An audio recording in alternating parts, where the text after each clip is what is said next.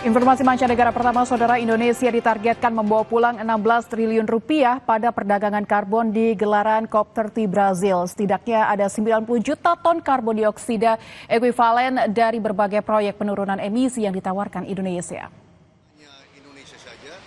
Jelang acara utama Konferensi Perubahan Iklim ke-30 atau COP30 yang akan diselenggarakan pada 10 November hari ini, Indonesia mempunyai target membawa pulang 16 triliun rupiah dalam kegiatannya di Pavilion Indonesia. Pavilion Indonesia mengerahkan delegasi negosiator untuk mempromosikan potensi karbon di tanah air.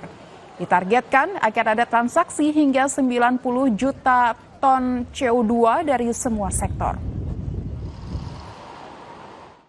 Dengan nilai transaksi kami perkirakan akan mencatat di angka sampai 15 triliun rupiah. Angka ini sangat penting untuk mendorong pertumbuhan ekonomi di dalam rangka pencapaian mitigasi.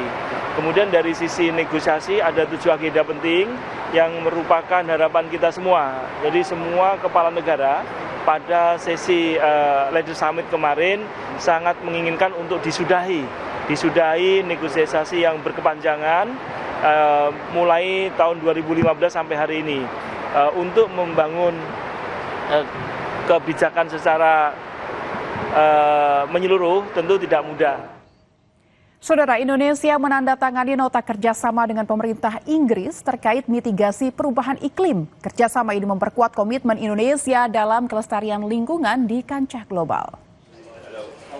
Pada hari kedua Forum Leader Summit di Belém, Brazil, Kementerian Lingkungan Hidup menandatangani Memorandum of Understanding atau MOU dengan pemerintah Inggris terkait mitigasi perubahan iklim dan transisi energi. Kerjasama ini bertujuan memperkuat kolaborasi Indonesia dan Inggris dalam upaya mitigasi dan adaptasi iklim, memperkuat tata kelola karbon dan mendorong pembangunan rendah karbon yang berkelanjutan. Energy and Climate, beberapa langkah yang kita lakukan mengiringi pertemuan kita pada UK Climate Pact beberapa bulan yang lalu.